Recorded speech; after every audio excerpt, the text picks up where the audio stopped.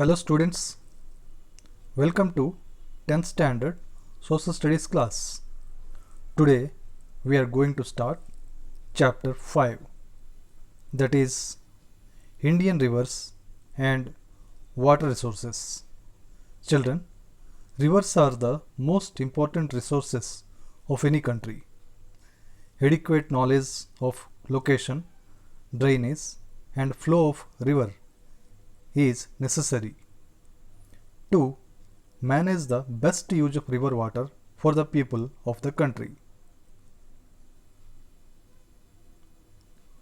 Let us see how rivers are the important resources of a nation and what is the role of the rivers in the development of an economy. Let us look at the points.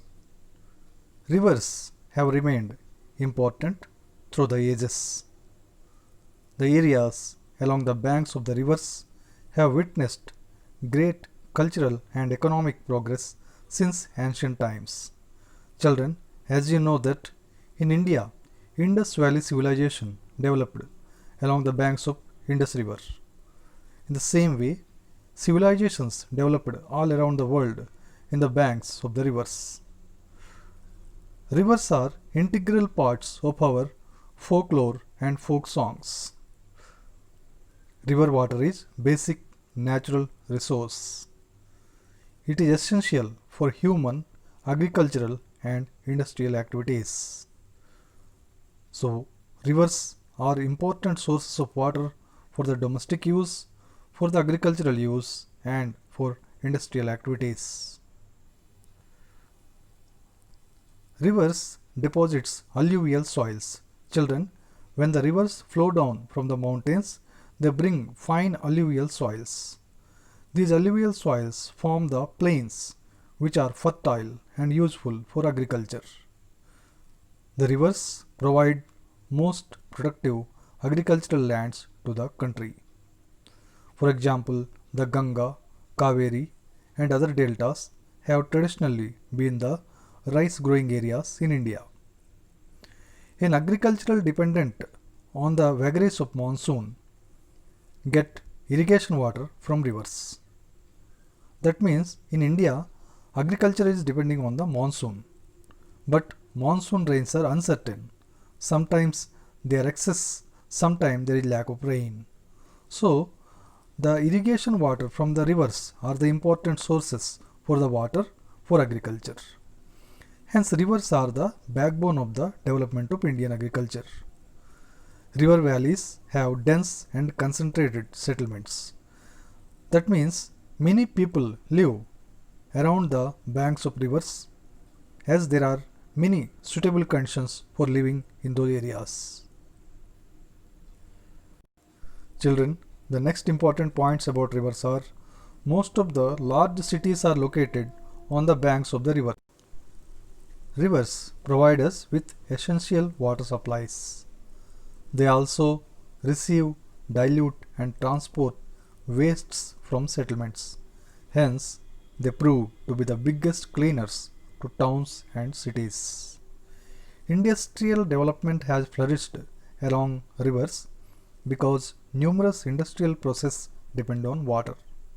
So, water of the rivers are also useful for the industrial development. And water is also used as raw material to process in the industries. Children, rivers are important sources of the hydroelectricity.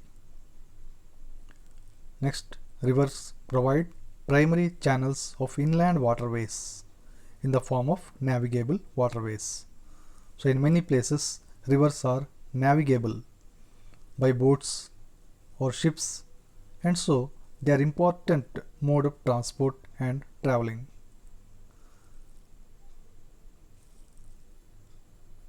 When the rivers are flowing, they prepare plains where roads, railway lines and other routes are built. Rivers are also being used for recreation, tourist promotion and fishing activities in a big way. So children, all these are points which indicate the importance of the rivers. Children, the rivers originate from high mountains. You can find the highest places of our country as extreme northern Himalayan areas and on the west the Western Ghats. Look at this map given here. The color code given here with the map helps to know the highest ranges of an area in such maps. So by using the color codes, you can know that the highest places are in the extreme north of our country, that are Himalayas, and the Western Ghats are also the higher places where many rivers originate. Children, before entering to lesson, two tasks are given here. First is that on a map of India, identify and mark the Himalayas and the Western Ghats. So in the next slides, you will have the India outlines with Himalayas and Western Ghats located. Second task is, using the color code, identify the height range in which some of the rivers originate. As I have shown you the before picture in the map, such color codes can be used to find the highest places in the atlas where rivers originate.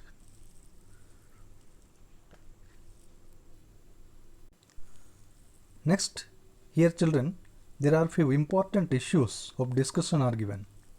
First is, about 5% of water is used for domestic purpose, and yet a large section of population does not have access to water.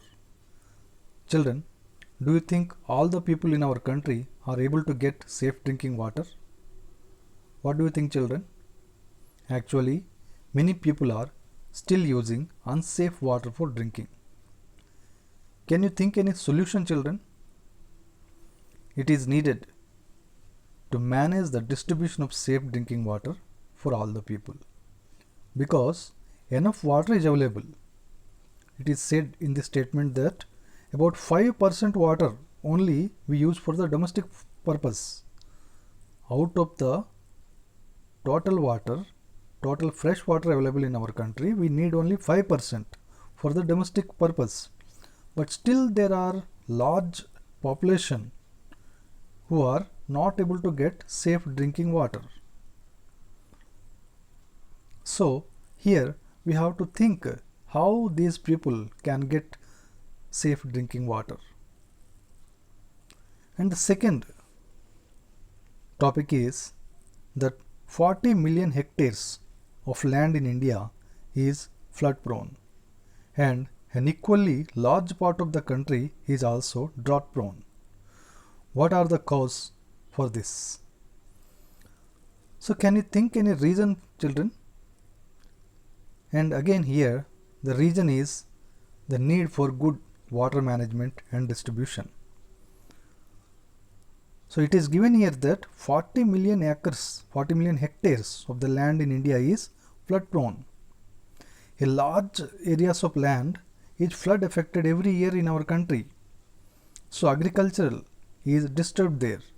The crops are damaged there. And equally a large part of the area in our country is drought prone. That means that area is with no water. There is no water in that area for agriculture. So one side there is floods and one side there are droughts. So one side excess of the water, one side no water. So why this situation, children? So here there is a lack of good water management and arrangement so that the water should be distributed to all the areas properly and equally. And you can see the third issue, that is 70% of our surface water resources are polluted. Children, do you know, in the medieval period when kings ruled in our country, people used to drink mostly the tank water and well water.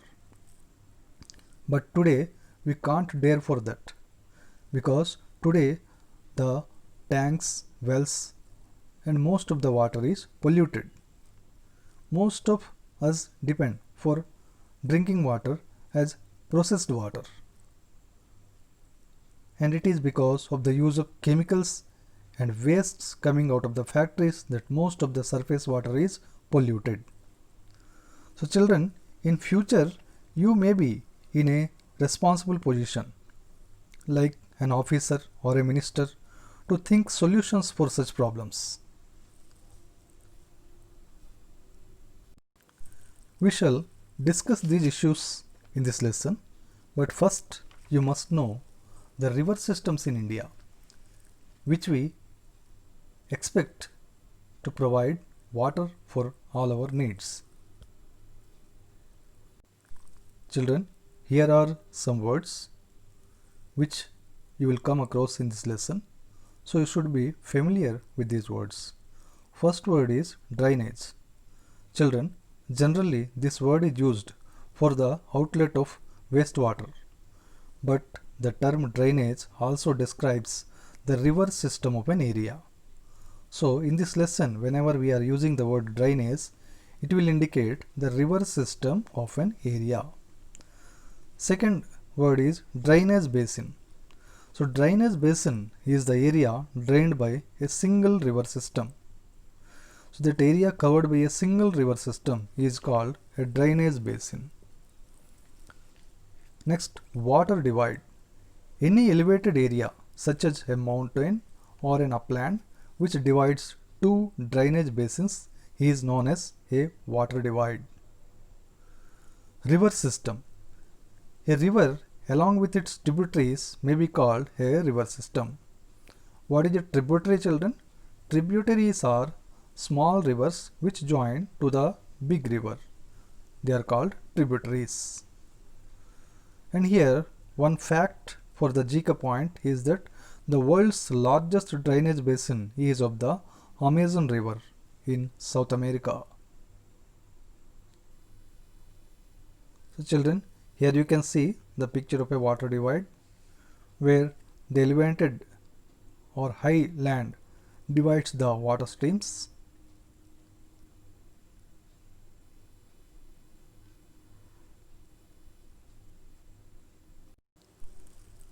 So children, look at this map in which important rivers of India are located. You can observe at the top or north part of the map. Here river Indus, river Ganga and river Brahmaputra are located. The three rivers originate in the highest ranges of Himalayas, that is Himadri or Greater Himalayas.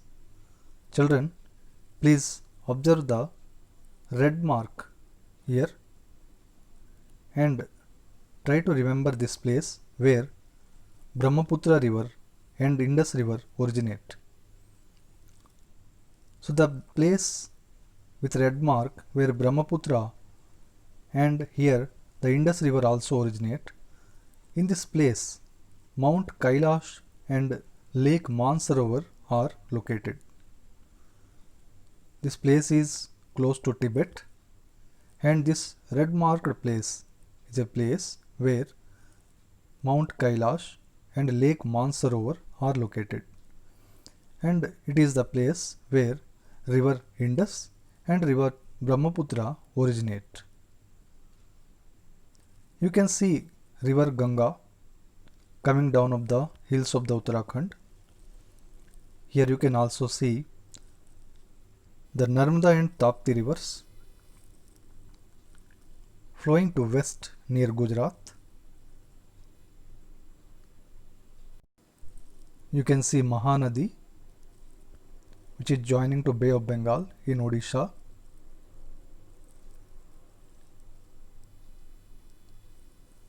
Then you can see two important rivers of Andhra Pradesh, Godavari and Krishna. The rivers Godavari and Krishna originate in Western Ghats of Maharashtra and join Bay of Bengal in Andhra Pradesh. Children, you can see a curved W shape in the part of Andhra Pradesh in this India map.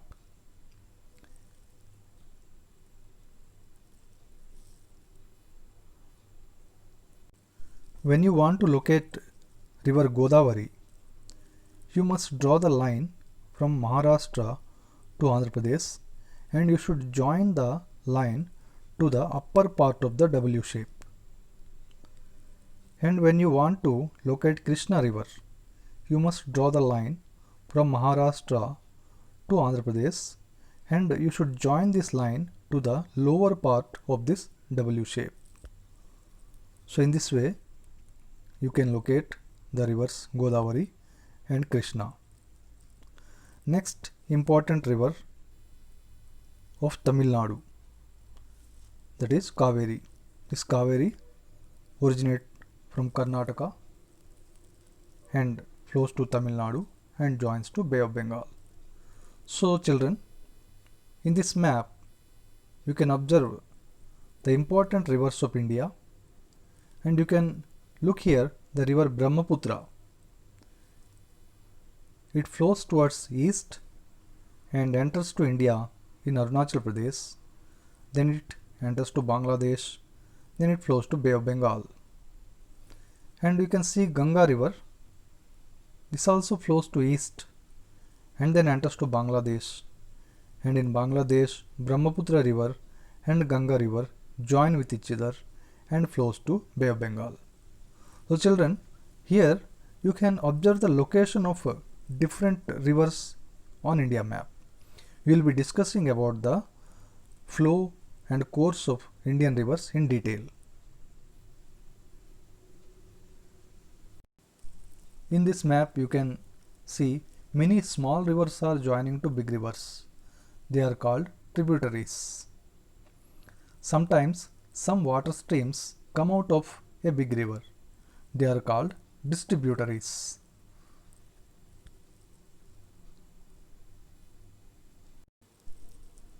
Let us now discuss the river drainage of India. As you have seen earlier, drainage here means river systems. The drainage of India has evolved and adjusted itself with the evolution of the three physiographic units. 1.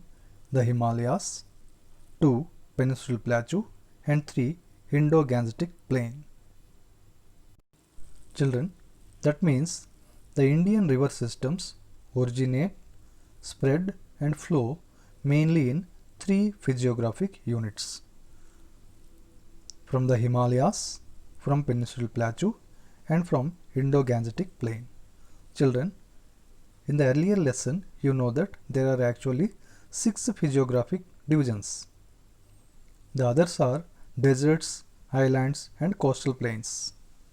But from the deserts, from the islands and from the coastal plains, any river does not originate in India.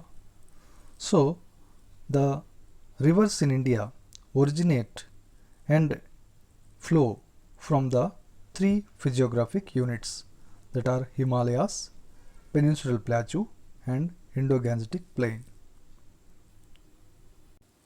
On the basis of its origin, the drainage system in India can be broadly divided into two categories: the Himalayan rivers and the peninsular rivers. Now, the Indian river drainage system is divided into two categories. On which basis, children? On the basis of their origin. That means on the basis of the place where the rivers start, where the rivers take the birth. So in this way, there are two categories of the Indian river system. First one is Himalayan rivers and the second one is peninsular rivers. The rivers which originate or start from the Himalayas, they are called Himalayan rivers, and those rivers which originate from Peninsular Plateau or from Western Ghats are called peninsular rivers. So children, here one more thing you can observe, that most of the Himalayan rivers flow in the North India part and the peninsular rivers mostly observed in the South Indian part. I think, children, you know that why these South Indian rivers are called peninsular rivers, because southern part of India is enclosed by the sea on the three sides, and a land which is enclosed by the sea on the three sides, that is called a peninsula. So the southern part of India is also called a peninsula. So southern rivers are called peninsular rivers. So let us first discuss about Himalayan rivers. So children, you can observe here that Himalayas are located on the extreme north part of India in the form of an arc or curve from Jammu and Kashmir to Arunachal Pradesh, and it is the highest range Himadri or Greater Himalayas from where the river Indus, Ganga and Brahmaputra originate or take birth. If you have to locate Himalayas on India map, you should locate in this way. From Jammu and Kashmir to Arunachal Pradesh, you have to mark in a curved shape.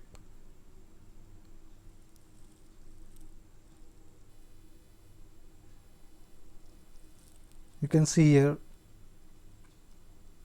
the shape of the Himalayas location, and you can see here the different states through which Himalayas run or Himalayas are located from east to west.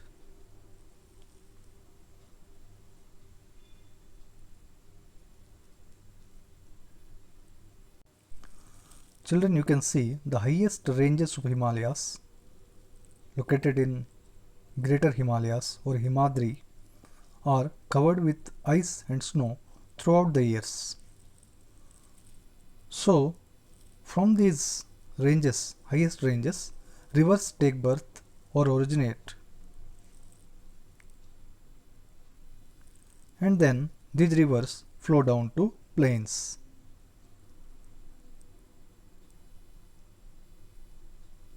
One such mountain peak of Himalayas. And children, this is the Mount Kailash or Kailash mountain. As I have shown you earlier, a red mark on India outline, India map, that is the location of Kailash mountain. These are the different pictures of Kailash mountain, and you must remember that a lake located close to Mount Kailash is called Mansarovar Lake. So the location of Kailash mountain and Mansarovar Lake near Tibet is important because this is the place where river Indus and river Brahmaputra originate, and then river Indus flows to west and Brahmaputra river flows to east.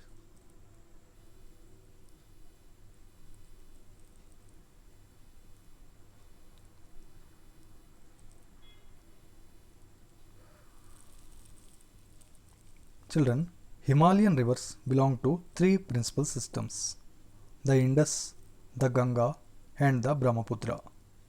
These rivers originate from almost the same region within few kilometers of each other, separated by water divides. They first flow parallel to the main axis of the mountains, then they take a sudden bend towards the south, cutting through the massive mountain chain to reach the North Indian plains. In the process, they have carved out deep V-shaped valleys. This is exhibited by Indus and the Brahmaputra rivers. So children, Himalayan rivers include three principal river systems: Indus river system, Ganga river system and Brahmaputra river system. So these rivers originate from almost the area which are very close, very nearby to each other. they are only separated by water divides. And first they flow parallel to the mountains, then they start flowing down towards south. And when they flow down, they flow with very high speed. So in this process, they cut the surface where they are flowing and they form V-shaped valleys. So this type of V-shaped valleys can be seen in the way of Indus and Brahmaputra rivers. The next very important point, children, you must remember that the Himalayan rivers are perennial in nature. This is because the rivers are supplied on rainfall as well as the melting of snow. Now children, what is the meaning of perennial? The Himalayan rivers are perennial. It means these rivers flow throughout the years. In summer or winter or rainy season, they are full of water throughout the year. That's why they are called perennial rivers. But if you see the peninsular rivers which originate from Western Ghats, they do not have full of water throughout the year. They have more water in rainy season, but they have very less water in the summer season. So the rivers originating in the Peninsular Plateau or from the Western Ghats are non-perennial. Himalayan rivers are perennial. Now children, the question comes, why the Himalayan rivers are perennial? It is because Himalayan rivers are supplied by water from two sources. One is rainfall and second is melting of the snow from the glaciers. What are glaciers, children?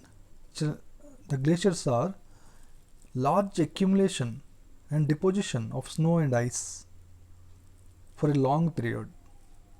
You can observe here the picture of a glacier. So children, you can observe here a picture of a glacier. A glacier is a persistent body of dense ice that is constantly moving under its own weight.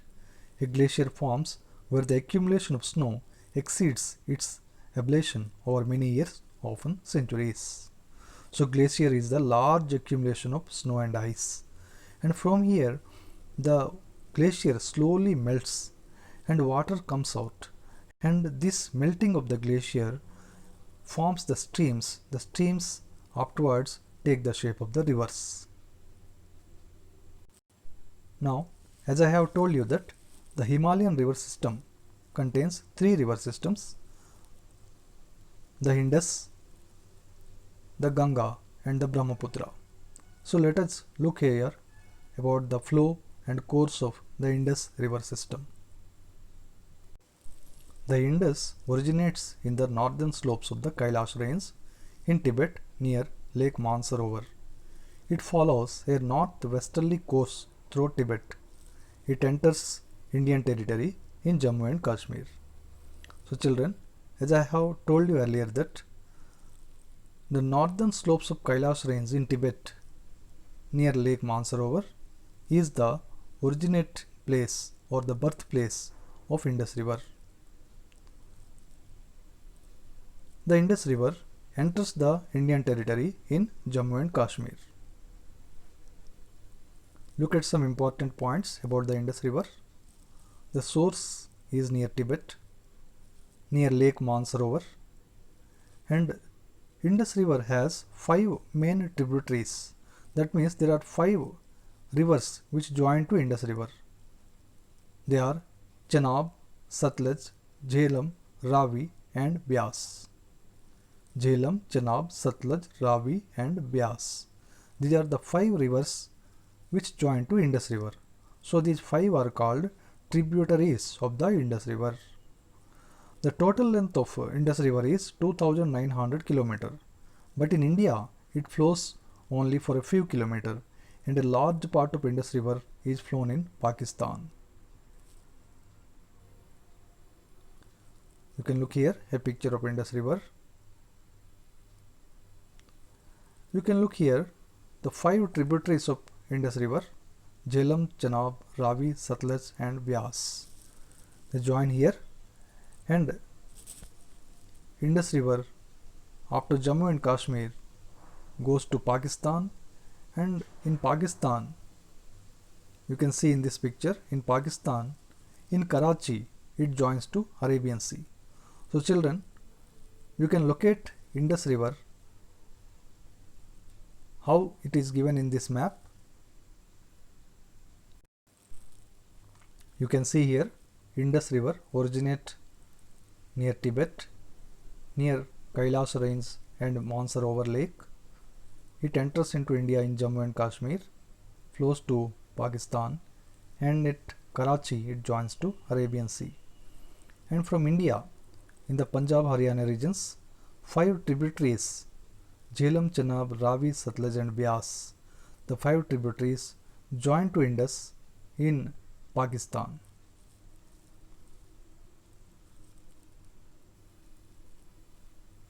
This is the course of river Indus, Tibet to Jammu and Kashmir to Pakistan and then to Arabian Sea. So children, in this picture you can see that the 5 tributaries joining to Indus River. Children, if you observe carefully, these 5 rivers are flowing mostly in the area of Punjab, and this is the reason why Punjab got the name. You know children, the word Panch means 5 and Ab means rivers. Because these 5 rivers flow through this area, the state name was kept as Punjab. The area in this place where these 5 rivers are flowing, the 5 tributaries of Indus rivers are flowing, is called Punjab because Panch means 5 and Ab means rivers. So joining the two words, that area got the name as Punjab. Children, another interesting thing is that all these areas in the borders of Jammu and Kashmir, Punjab, Haryana, Rajasthan and the Pakistan borders with India, this area was known as Saptasindhu region in the Vedic period or during Indus Valley civilization period. Do you know the reason? Actually, the Indus is English name and the Indian name for the river Indus is Sindhu. The original name of the Indus river is Sindhu. So this area was known as Saptasindhu because people observed here 7 rivers flowing. 7 rivers, children. Can you guess some of the rivers? Yes, you know 6 names: Indus, Jhelum, Chenab, Ravi, Satluj, Beas. So Indus plus 5 tributaries, 6 rivers names already you know. And another river is Saraswati river. In that period, in the early Vedic period or in the ancient time, Saraswati river also used to flow in this area, but now it is dried up. So including Saraswati river, the early people used to see 7 rivers here. So they named this area as Saptasindhu area. Saptasindhu. So children, you have known that the main tributaries of river Indus in India are Jhelum, Chenab, Ravi, Beas and Satluj. It covers Jammu and Kashmir, Punjab and Himachal Pradesh states of India. Now let us discuss about Ganga river system. The Ganga is the largest river of the Indian subcontinent, flowing east through the Gangetic plain of northern India into Bangladesh. The 2500 km river rises in the Gangotri glacier. And remember children, there is also another source of river Ganga, that is Satopant glacier. So Gangotri glacier and Satopant glacier, 2 glaciers are the sources of river Ganga. So you can observe here many small rivers joining to river Ganga. So they are all the tributaries of river Ganga.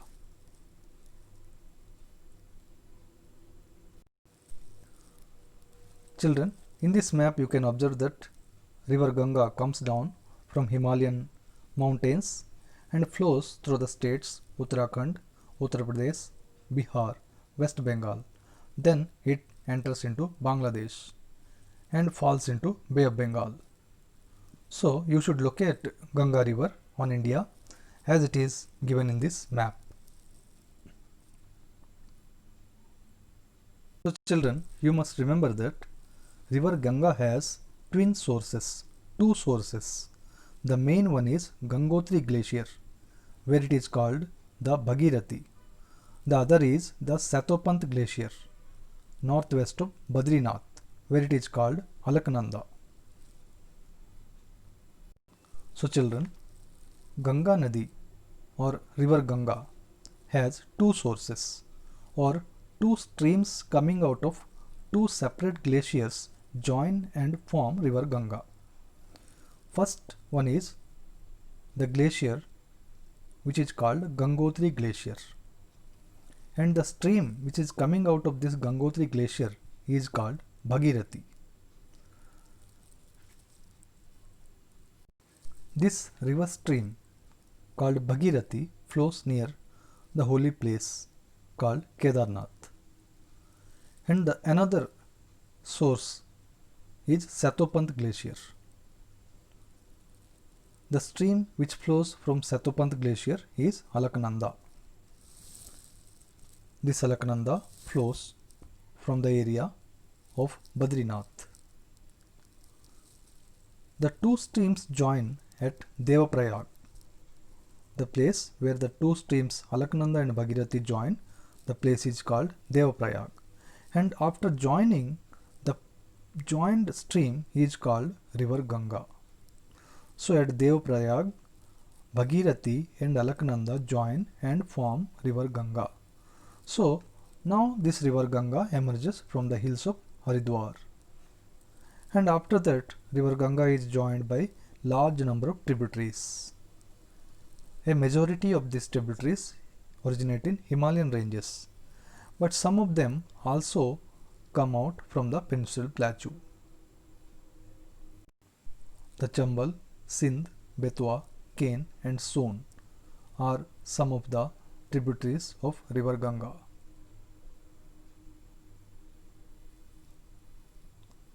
You can see children, this is picture of Satopant glacier.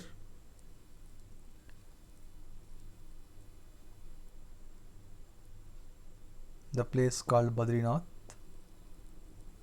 and this is Gangotri glacier. The stream coming out flows through Kedarnath,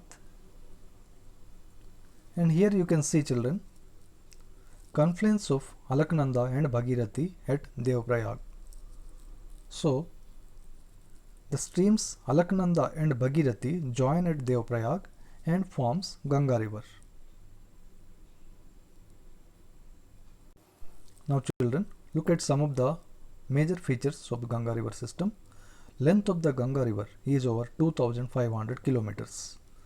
So children, has a big part of river Ganga is flowing in India. Out of 2500 kilometers, 2100 kilometer length of Ganga river is in India, and the rest nearly 400 kilometers is in Bangladesh. So even though Indus river is 2009 kilometer in length and river Ganga is 2500 kilometer, the longest river in India is river Ganga. It is because a very small part of Indus river is flowing in India. A large part of Indus river is flowing in Pakistan, but from Ganga a large part is in India and a small part is in Bangladesh. From Himalayas, Ganga enters the plains at Haridwar, and the tributaries like Yamuna, Gomati, and I have shown you earlier many other tributaries join to Ganga river. And remember that after crossing West Bengal, the river Ganga enters into Bangladesh, and in Bangladesh the river Ganga is called Padma, river Padma. And children, you must also remember that in Bangladesh the Brahmaputra river joins to Ganga river, and when Brahmaputra river and Ganga river joins, the joint stream in Bangladesh is called Meghna river.